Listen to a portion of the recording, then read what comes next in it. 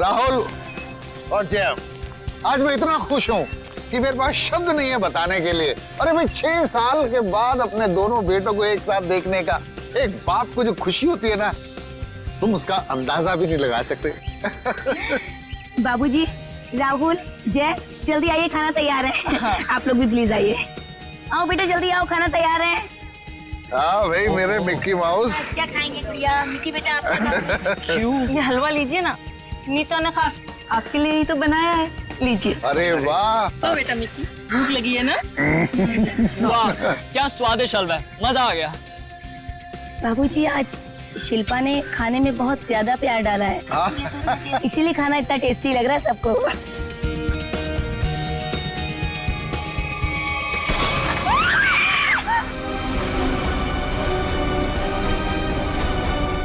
ये क्या?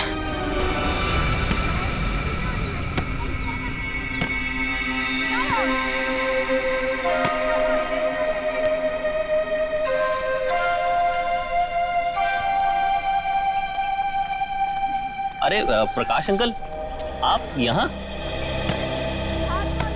अंकल नमस्ते। नमस्ते अंकल। नमस्ते। अंकल मैं तेज बीविंग में रहता हूँ। माफ करना बेटा, मेरा ध्यान कहीं और था। कोई बात नहीं। अंकल आप यहाँ धूप में अकेले बैठ के क्या कर रहे हैं? बेटा सुनील घर की चाबी देना भूल गया, पर फिक्र की कोई बात नहीं, वो आता ही होगा। अंकल तो हम सुनील जी को फोन लगा देते हैं, उन्हें तो आते आते शाम हो जाएगी। अरे नहीं, काम के वक्त उसको फोन करके परेशान मत करो। जैसी आपकी मर्जी अंकल, लेकिन कम से कम आप हमारे घर पे आके इंतजार कर लीजिए। नहीं मुझे चलेगा, मुझे अकेला छोड़ दो।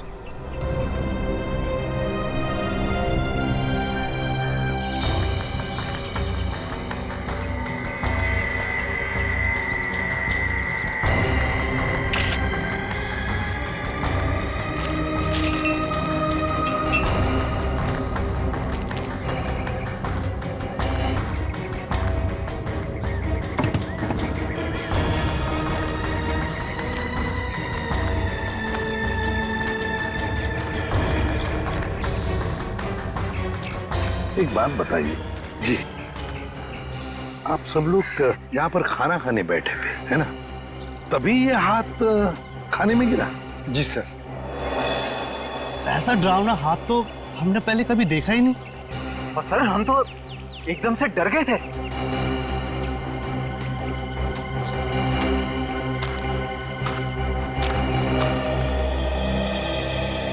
सर आपने हाथ तो देखा ही ना सर, गला नहीं है लेकिन खून पूरी तरह से सूख चुका है।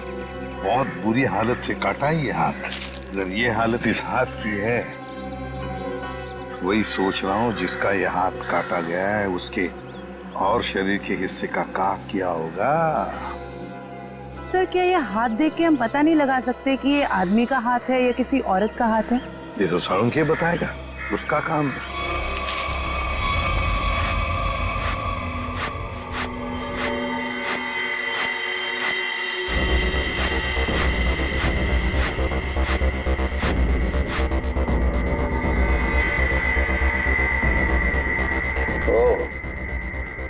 इन मुजरिमों के हौसले भी दिन ब दिन बुलंद होते जा रहे हैं। ओए, अकेले में क्या बातें कर रहा है? मुझसे बात कर। क्या पता चला, बताओ जल्दी। बस जिस किसी का भी हाथ है उसका डीएनए मरने वाले की कहानी पुकार पुकार कर बता रहा है। ऐसी क्या कहानी बता रहा है सर? सचिन, जिस किसी का ये हाथ है उसकी उम्र 40 से 45 साल की है। तो बॉस, इसके साथ जो कुछ हुआ है उसे सोच करके भी रोंगटे खड़े हो जाते हैं। रोंगटे खड़े हो जाते? क्यों सालूं के सब? इसके हाथ में से खून का एक एक कतरा निचोड़ निचोड़ के निकाला गया है। क्या कह रहे हैं सर आप? इतना कुछ किया गया इस बेचारे के साथ इसे मारने से पहले? हाँ, और ये सुइयां, ये तारें, ये सब इस हाथ के प्रेशर को, वॉल्यूम को और डेंसिटी को बता रहे हैं। लेकिन सर जब आदमी मर चुका है और उसके हाथ में खून ही नहीं तो प्रेशर कैसा? एक डेड बॉडी का भी एक निश्चित वॉल्यूम, निश्चित प्रेशर और निश्चित डेंसिटी होती है, लेकिन इसके मुर्दा शरीर का वो डेंसिटी, वो वॉल्यूम और वो प्रेशर तीनों कम है। और ये हाथ देखो बॉस, इस हाथ को देखने से लगा है कि किसी ने बहुत ही क्लिनिकली, सर्जिकली इस हाथ को काटा है। अच्छा, मतलब किसी ऐसे आदमी ने ये काम किया है जो मेडिकल के बारे में जानता है, शायद डॉक्टरी पेशे का हो सकता है। लेकिन ये है कौन, ये जानने से पहले हमें ये पता लगाना होगा कि ये हाथ किस आदमी का है, और ये हमें इस हाथ के ऊपर मिली अंगूठी ही बता सकती है। लेकिन सर उस अंगूठी को तो जंग लग गया था ना? हाँ, अंगूठी को जंग लग गया था। किसी ने बॉस उस अंगूठी को ब्रिंजोन कार्बाइड नाम के केमिकल में डाला है ताकि जंग हट जाए और उस अंगूठी का असली रूप हमारे सामने आ जाए। एक मिनट।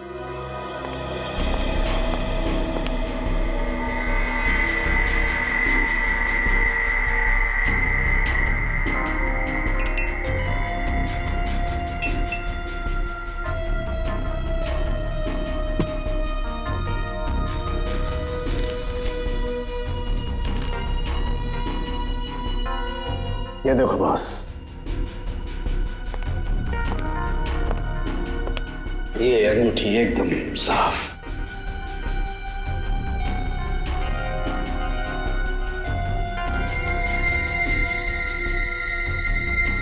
ये क्या है? इस अंगूठी के अंदर 2 अल्फाबेट्स इनग्रेव किए हुए हैं, RV। सर, ये 2 अक्षर R और V, इनसे कैसे पता चलेगा उस आदमी के बारे में? यही तो हमारा काम है ना फ्रेडी, पता लगाना। सिर्फ इन 2 अक्षरों से, R और V। फ्रेडी, इससे भी छोटे सुराग से हमें पता चल सकता है मुजरिम कौन है। सर, हो सकता है ये आरवी मरने वाले के नाम का इनिशियल हो सकते हैं, और सचिन ये भी हो सकता है कि वो इनिशियल्स RV पत्नी के भी हो। वो अंगूठी शायद शादी की अंगूठी हो। सर, एक और बात, वो अंगूठी प्लैटिनम में बनाई गई थी। सर, ऐसी अंगूठियां आसानी से बाजार में मिलती नहीं है, खास ऑर्डर देकर बनवाई जाती है। बिल्कुल सही। बस उस अंगूठी का फोटोग्राफ शहर में जितने भी जौहरी है उन सबको भेज दो। पता चल जाएगा किस जौहरी ने वो अंगूठी बनाई थी और किसके लिए। RV। Yes sir. सर, एक बात समझ में नहीं आ रही कि अगर ये खूनी आरवी को मारना ही चाहता था तो आसान मौत भी तो दे सकता था। ये काटने की क्या जरूरत? सचिन मरने वाले की पहचान छुपाना चाहता था, वो पहचान छुपाना चाहता था। सर आपसे मिलने कुछ लोग आए हैं और वो कह रहे हैं कि अर्जेंट है। बुलाओ। आइए। नमस्ते सर। आइए, बताइए क्या बात है?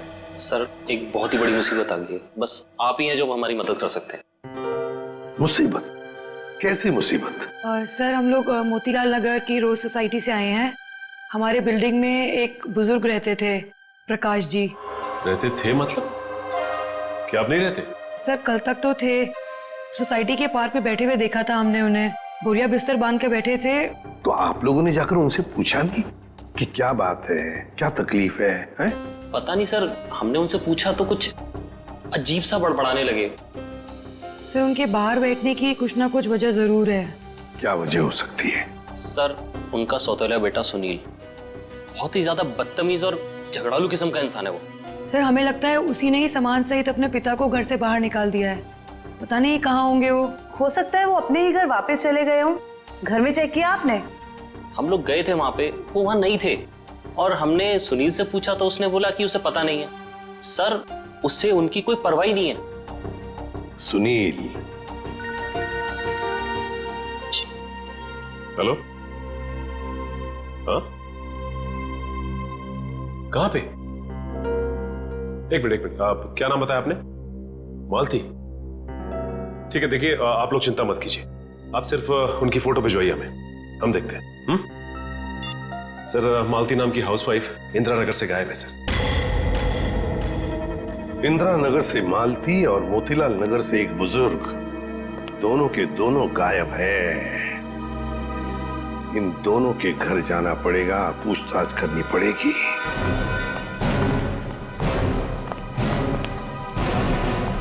सर, हमने मिस्टर सुनील का घर अच्छे से चेक किया, प्रकाश जी नहीं है वहाँ पे। और ना ही कोई ऐसा सुराग मिला है जिससे प्रकाश जी के बारे में कुछ पता चल सके। सर मैंने कहा था ना कि मुझे कुछ नहीं पता कि वो कहाँ चले गए। प्रकाश जी तुम्हारे सौतेले पिता थे, तुम्हारे उनके साथ अक्सर झगड़े हुआ करते थे, है ना? क्यों? सर झगड़े होते थे, पर किस घर में झगड़े नहीं होते। इसमें सौतेली वाली बात कहाँ से आ गई सर? सगे बाप बेटों में भी तो झगड़ा होता है ना। मैंने उन्हें हमेशा सखी से ज्यादा समझा। अगर इतना प्यार था तो फिर उन्हें बाहर क्यों छोड़ दिया? सर उन पे घर की डुप्लीकेट चाबी थी, चाहते तो घर में बैठ सकते थे। सर मुझे तो लगता है कि इन दोनों ने मजबूर किया होगा उन्हें घर छोड़ने के लिए। ये आप क्या कह रहे हैं सर? हम ऐसा क्यों करेंगे? सर आपको क्या लगता है मैं अपने पापा के साथ कुछ गलत करूंगा? सर मेरे पापा को ढूंढ के ला दीजिए। हाँ, प्रकाश जी को तो हम ढूंढ कर निकालेंगे ही निकालेंगे, वो तो हमारा फर्ज है।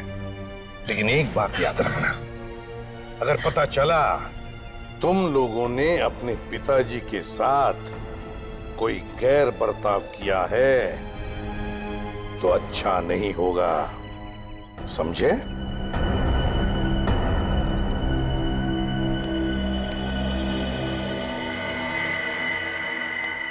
सर ये वो लेटर है जो मालती छोड़ के गई थी।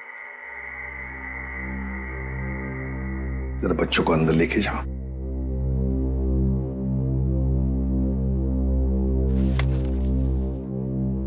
मैं मालती अपने पूरे होश में बिना किसी दबाव के ये खत लिख रही हूं। मैं अपनी रोजमर्रा की आम जिंदगी से इस घर गृहस्थी से तंग आ गई हूं और अपनी मर्जी से छोड़ के जा रही हूं। मुझे माफ कर देना विनय, माफ कर देना राहुल। कुछ दिन आप सबको बहुत तकलीफ होगी मेरे बिना, मगर फिर आदत पड़ जाएगी। मेरे वापस आने की उम्मीद मत रखना, हमारा साथ यहीं तक ही था। मालती। सर ऐसे कैसे कोई पत्नी अपने बसे बसाए घर को छोड़ के जा सकती है? वही तो। वो मैं कल बच्चे को स्कूल छोड़ने गई थी ना, तब वो मुझे वहां मिली थी, तो मुझे उसका बर्ताव कुछ अजीब सा लगा। कुछ अजीब सा लगा मतलब? कैसा लगा आपको? मतलब वो बच्चे के सामने रो रही थी। सर हमेशा अपना और पापा का ख्याल रखना। आप कहीं जा रहे हो क्या? मैं भी चलूंगा आपके साथ। नहीं बेटा, मैं कहीं नहीं जा रही। और रोते रोते उसने बच्चे को वैन में बिठाया और वो सब्जी लाने के लिए चली गई, और जाते जाते उसने अपना मोबाइल फोन भी तोड़ दिया। ये तो बड़ी अजीब बात है। कैसे गई वो वहां से? वो ऑटो से गई सर। और कहाँ गई कुछ पता चला? मेरा मतलब है क्या सुना आपने? नहीं, मैं सुन नहीं पाई सर। चलो ठीक है, thank you very much. Sachin, Motilal Nagar और इंदिरा नगर के जितने भी रिक्शा वाले हैं उन सबको प्रकाश जी और मालती के फोटोग्राफ्स दिखाओ। एक्सक्यूज मी भाई साहब, इस आदमी को आपने यहाँ कहीं देखा क्या? नहीं सर, इनको कभी नहीं देखा। अरे आप ध्यान से देख के बताइए, हो सकता है कभी आपकी टैक्सी में बैठे हो। टैक्सी में तो दिन भर में बहुत लोग बैठते हैं साहब, हर किसी का चेहरा याद रखना मुश्किल रहता है। शुक्रिया।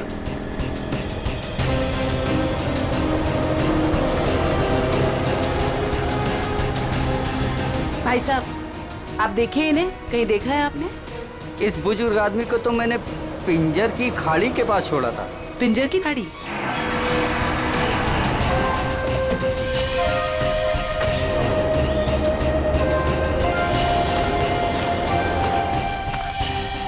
साहब, ये औरत कल पक्का मेरे साथ मेरे ही ऑटो में गई थी। अरे मैडम, यहाँ इस सुनसान जगह पे कहाँ रुकवा दिया ऑटो? आगे सारा जंगल ही जंगल है। और साहब एक और बात बताऊं, वो औरत ना मुझे बड़ी अजीब सी लग रही थी साहब। पूरे रास्ते रोती हुई गई और मोटी डोंगरी की गुफा के पास इसने मेरी ऑटो रुकवाई और उतर के चली गई। मैंने कहा भी कि मैडम अपने बाकी के पैसे तो लेती जाइए, लेकिन उसने पीछे मुड़कर देखा ही नहीं, बस जंगलों की तरफ बढ़ती चली गई साहब। ठीक है भाई। जी सर। अरे जयवंती जरा देखो, देखो जरा ये टैब में मोटी डूंगी की गुफा और पिंजर की खाड़ी। सर ये दोनों इलाके तो कुलवाड़ी के जंगलों के आसपास हैं। काफी सुनसान इलाका लग रहा है सर। हाँ, इस इलाके में 20 किलोमीटर तो जंगल ही जंगल है, लेकिन ये दोनों ऐसे घने जंगल में उतरे क्यों?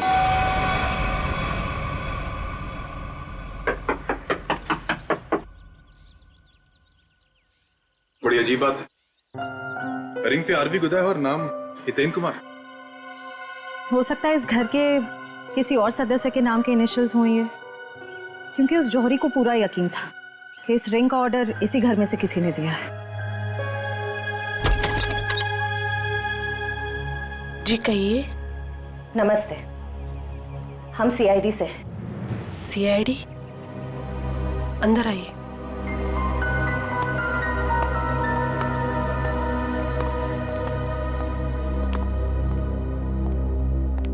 जी हितेन ठीक तो है ना?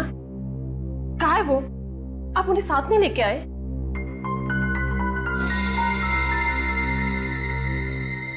क्या आप इस अंगूठी को पहचानती हैं?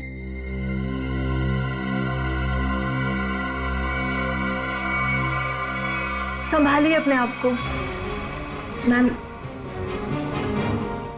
ये लीजिए।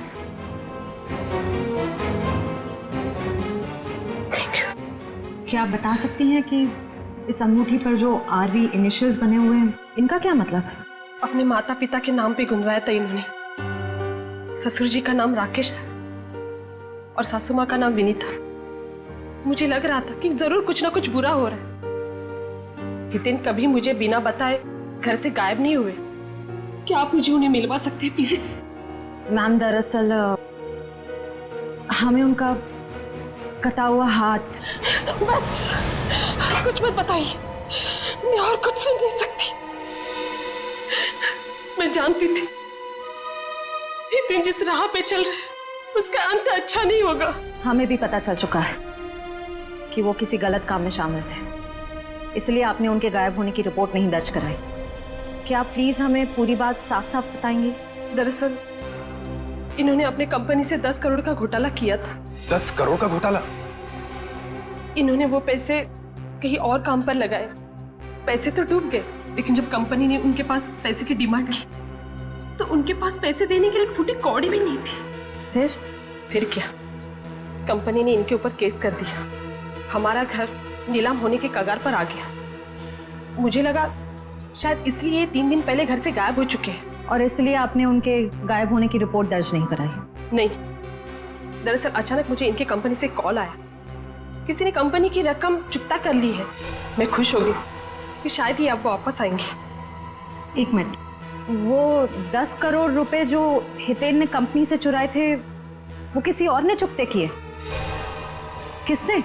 पता नहीं, किसी ने इनके कंपनी के अकाउंट में वो रकम डलवा दी थी और एक चिट्ठी छोड़ी कि ये रकम वही है जो हितेन ने उनकी कंपनी से ली थी। बड़ी अजीब बात है मैम, कोई और हितेन के पैसे क्यों चुकाएगा, वो भी 10 करोड़? इसके पीछे जरूर कोई गहरा राज है। मैम, आपके रिश्तेदारों ने या दोस्तों ने हितेन को ढूंढने की कोशिश नहीं की? कोशिश की न, हितेन की गाड़ी भी मिली गुलवाड़ी जंगल के पास, लेकिन हितेन का कुछ पता ही नहीं चला। गुलवाड़ी जंगल?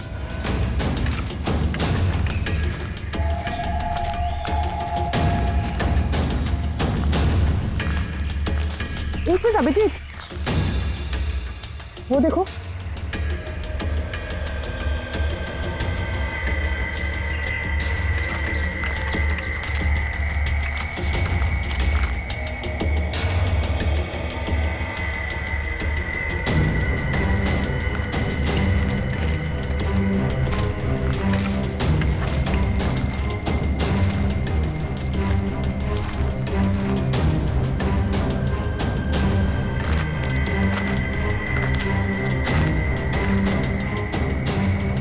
इतने सारे कपड़े, ये जूते, ओह माय गॉड। खून देखा? Oh no.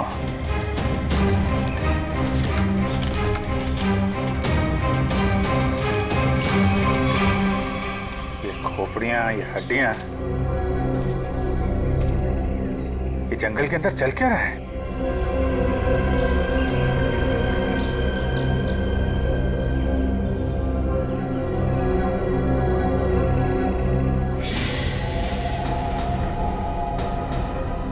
कौन है?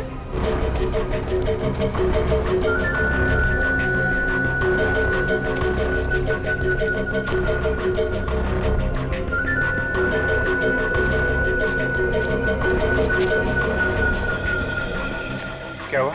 वहां तो कोई नहीं है सर। सर वहां पे कुछ था सर। सुनसान जंगल में कौन हो सकता है?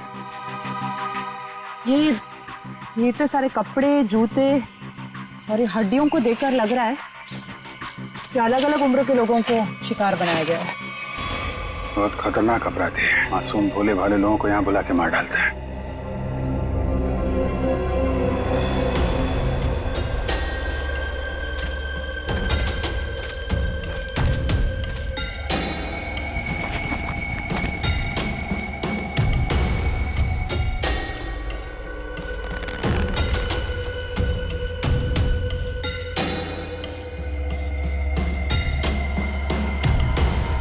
प्रकाश जी कब आ गई? ये अपने बीवी बच्चों की फोटो लेके यहाँ पे क्यों आए थे?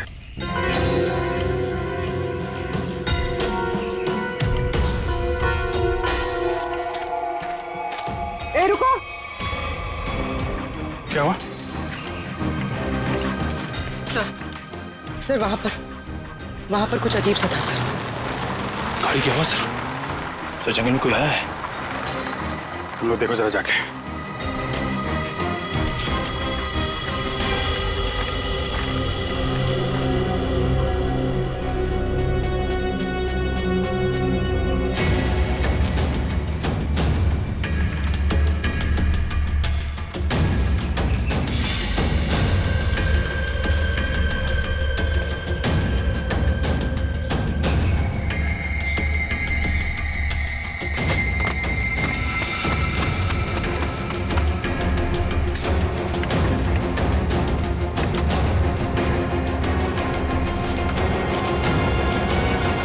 हितेन का कटा हुआ हाथ और उसकी गाड़ी मिलती है गुलवाड़ी जंगल के आसपास।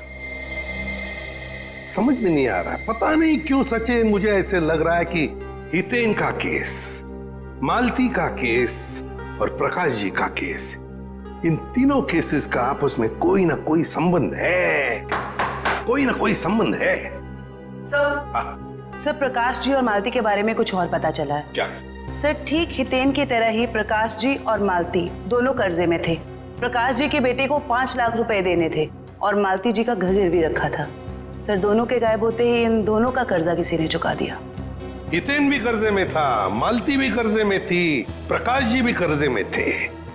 तीनों के तीनों गायब होते, तीनों के तीनों आखिरी बार दिखाई पड़ते हैं गुलवाड़ी जंगल के आसपास। काम करते हैं उस लाइन पर, गुलवाड़ी जंगल के लाइन पर जितने भी ऑटो रिक्शा वाले और टैक्सी वाले धंधा करते हैं, सबको यहां लेकर आते हैं। सब हम लोगों को क्यों बुलाया? इसलिए बुलाया है कि हमें तुम लोगों की मदद चाहिए।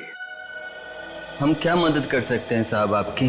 देखो, खैरगांव से गुलवाड़ी के जंगल के रास्ते पर तुम लोग अपनी अपनी गाड़ियां चलाते हो, है ना? साहब टैक्सी तो पूरे शहर में घूमती है। हाँ, लेकिन सारी टैक्सियां गुलवाड़ी भी नहीं जाती। सिर्फ वही गुलवाड़ी जाती है जो खैरगांव से होकर जाती है। हाँ साहब, गुलवाड़ी पर आकर तो रास्ता ही खत्म हो जाता है, उसके बाद तो घना जंगल आता है साहब। बस तो उसी जंगल के बारे में हम लोग जानना चाहते हैं। वैसे वो रास्ता बहुत सुनसान है ना? हाँ साहब। तो फिर ऐसे सुनसान रास्ते पर ज्यादा लोग तो जाते नहीं होंगे, गिने चुने ही लोग जाते होंगे, है ना? हाँ साहब, बिल्कुल। तो एक बात बताओ, पिछले 2-3 महीनों में क्या तुम लोग किसी पैसेंजर्स को उस रास्ते पर लेके गए थे? याद करो। हाँ साहब, मुझे याद है साहब। मैंने पिछले 3 महीनों में उस रास्ते पर 2 अलग अलग लोगों को छोड़ा है।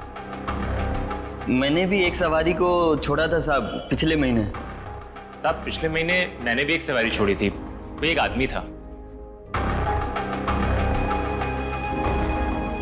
तो क्या लोगों के चेहरे याद आ रहे तुमको? साहब चेहरा तो नहीं याद, पर उसकी बातें जरूर याद है। बहुत परेशान था वो, किसी से फोन पे कह रहा था कि मैं आ रहा हूँ, कुछ परेशानी तो नहीं होगी ना? साहब मुझे याद आया, मालती जी के अलावा मैंने एक लड़की को भी छोड़ा था और वो लड़की पूरे रास्ते रोती रही। साहब मुझे तो लगता है कि वो लड़की घर छोड़कर भाग कर आई थी। हाँ साहब, और गुलवाड़ी के रास्ते पर उतर गई वो। मैंने अपने सवारी से बोला था यहाँ पर ऑटो और टैक्सी नहीं मिलेगा साहब, पर उसने कोई जवाब ही नहीं दिया। सर ये तो बिल्कुल प्रकाश और मालती के केसेस जैसा है। हाँ श्रेया, ये तीनों के तीनों केसेस एक जैसे ही हैं और जरूर और भी ऐसे केसेस होंगे, लेकिन हितेन, प्रकाश और मालती, इन तीनों के जिसने भी कर्जा चुकाया है उसी ने इन तीनों को गायब भी किया है। समझ में नहीं आ रहा है ये सब करने के पीछे ये खोने का मकसद क्या है? मकसद तो पता नहीं अभिजीत, लेकिन इतना जरूर कह सकती हूँ कि ये एक हॉट ब्लडेड मर्डर है। सोचा समझा किया गया अपराध जो किसी पढ़े लिखे आदमी ने किया है। पढ़े लिखे आदमी?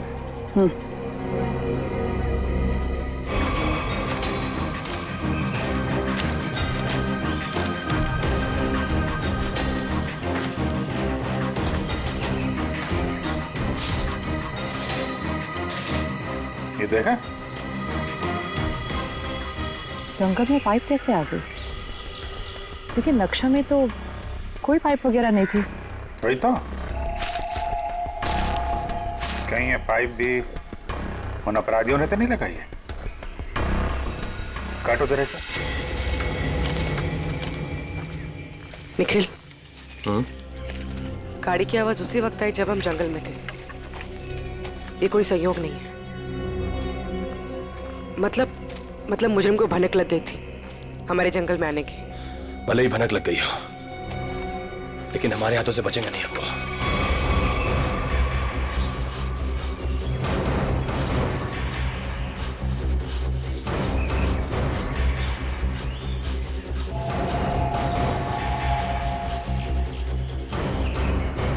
बदबू आ रही है। खून? पाइप में खून है। लोगों को मार के, उनकी लाशों को काट के इस पाइप में से खून भेजा जा रहा है। इसे एक आदमी का काम नहीं है, ये पूरा का पूरा गिरोह है। ये पाइप हमें उन तक पहुंचाएगा। सर मैंने मिसिंग पर्संस ब्यूरो से पता लगाया। सर जंगल के पास जो जो लोग गायब हुए थे वो सब कर्जे में डूबे हुए थे। जो जो लोग उस गुलवाड़ी जंगल में गायब हुए सब कर्जे में डूबे हुए हैं। मतलब मेरा शक सही था। ये कोई संयोग नहीं, सोच समझ के बनाया हुआ प्लान है ये, कर्जे में डूबे लोगों को निशाना बनाने का। सर लगता है ये कोई सीरियल किलर है जो कर्जे में डूबे लोगों को ही अपना शिकार बना रहा है। सर सचिन हो तो हम पता लगा ही लेंगे। ये प्रकाश, हितेन और मालती, इन तीनों के फोन रिकॉर्ड चेक किए? Yes sir. क्या पता चला? सर इन तीनों के फोन रिकॉर्ड्स में 3 नंबर ऐसे हैं जो कॉमन हैं। किस किस के फोन नंबर्स है वो? सर 2 नंबर तो बंद आ रहे हैं और तीसरा नंबर किसका है इसका पता नहीं चला है, लेकिन सर इस तीसरे नंबर से किसी जया को फोन किया गया है परसों। तीसरे नंबर से जया को फोन किया गया है? तो फिर लगता है जया की जान को खतरा है। जया की जान को खतरा है। श्रेया, इस जया को फोन करो, पूछो उससे क्या वो किसी कर्जे में डूबी है क्या।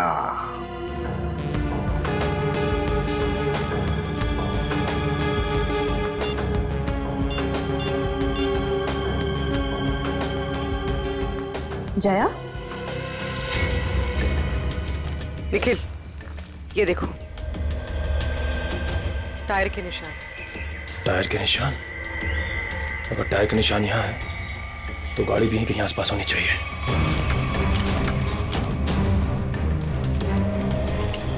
गाड़ी उस तरफ है, संभाल के।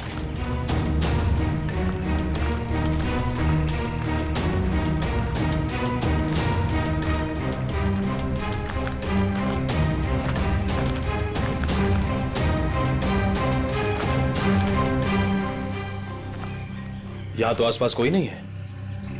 इंजन अभी भी गर्म है, मतलब जो कोई भी इस जीप में आया है यहीं आसपास है।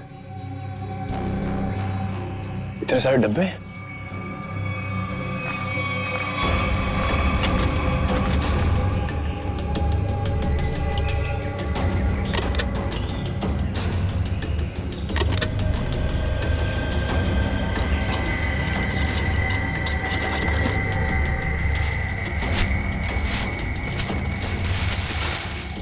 ये तो अस्पताल का सामान है। यहाँ इस जंगल के बीच क्या कर रहा है? वही तो।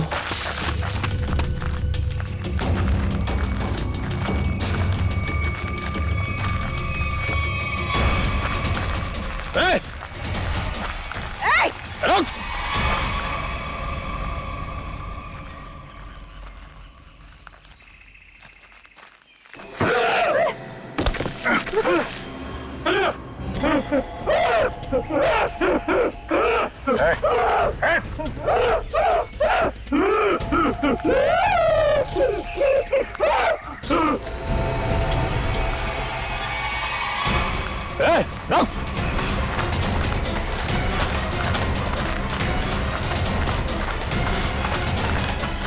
देखो क्या है, क्या बात है? तुम बोलो, क्या बोलना चाहते हो? कहीं से तो को नहीं मारा। मैं इसकी दिमागी हालत देख के तो नहीं लगता ये। देखो ठीक है, तुम जाओ यहाँ से अभी। चलो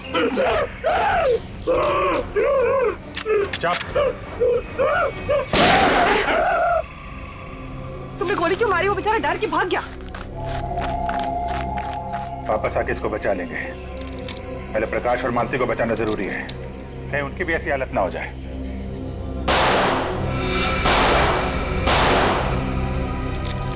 गोली की आवाज? कहीं निखिला पूरी मुसीबत में तो नहीं? लेकिन उन्हें ढूंढेंगे कैसे अभी?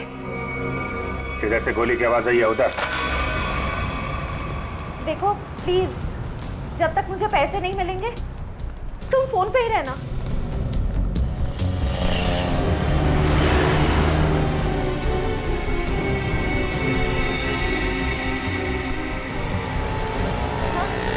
मुझे दुकान दिख गई, मैं आ रही।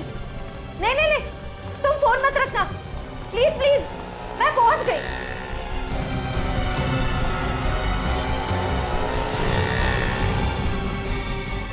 भाई साहब वो मिट्टी का तेल दो ना।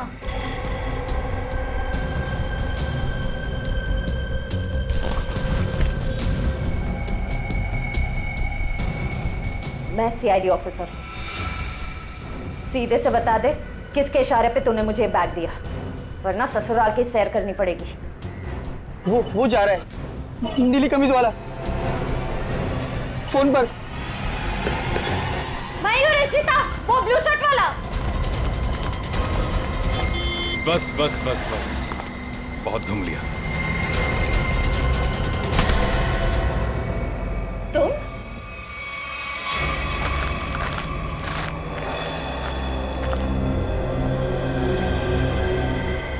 घसीटने का निशान।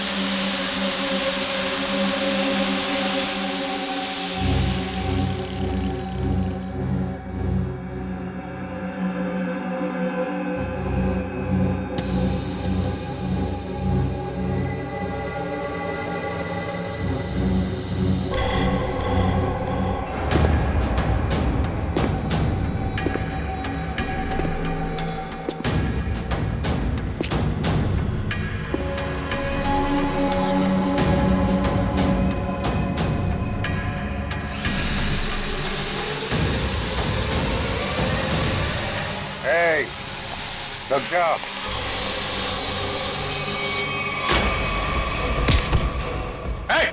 रुक जाओ, नहीं तो इसकी खोपड़ी उड़ा दूंगा।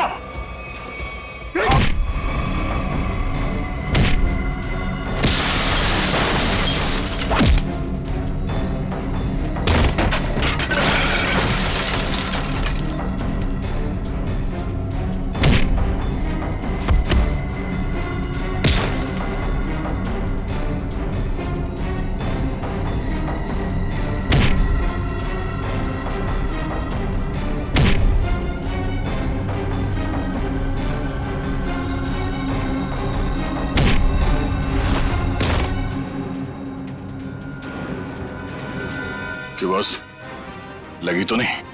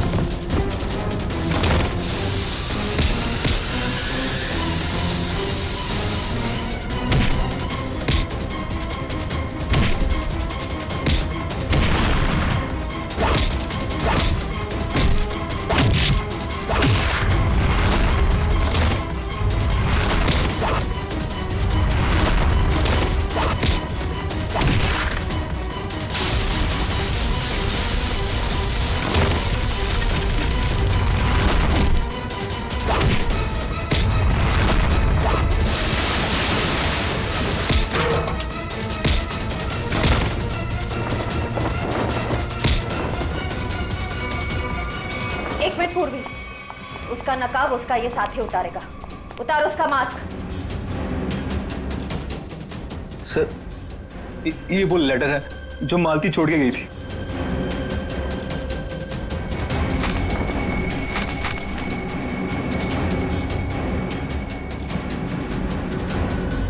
आप क्या कह रहे हैं सर? हम ऐसा क्यों करेंगे? पैसों की लालच में तुम इतनी गिर गई, तुमने इंसानियत को शर्मसार कर दिया। यहाँ तक कि अपने पिता समान ससुर तक को नहीं छोड़ा तुमने।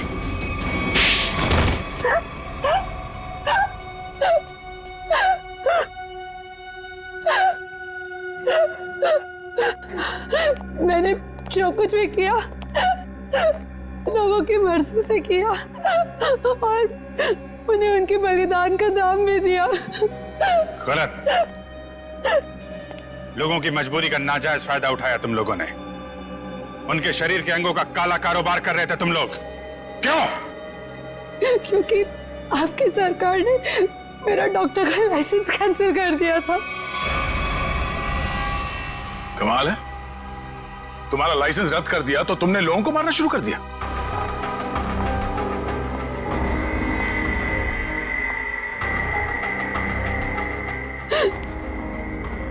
तुम्हारे आड़े टेढ़े एक्सपेरिमेंट ने यह हाल कर दिया लोगों का। शर्म आनी चाहिए तुम दोनों को। इतना नीचे गिर गए कि अपने घर वालों को तक नहीं छोड़ा तुम लोगों ने। क्या करते सर, विदेशी ग्रुप से पैसा ले चुके थे हम, और जो अंग उन्हें चाहिए थे वो हमारे पास नहीं थे, इसलिए सोचा घर वाले ही सही। बड़े बड़े मुजरिम देखे हमने, मगर तुम लोगों जैसे घटिया सोच वाले लोग आज तक नहीं देखा। बीमार हो तुम लोग, इस समाज में रहने लायक नहीं हो। किस्मत अच्छी हुई तो जिंदगी भर जेल में सड़ोगे, वरना आसार तो यही है कि अदालत फांसी देगी तुम्हें। ले जाओ इन्हें। चल।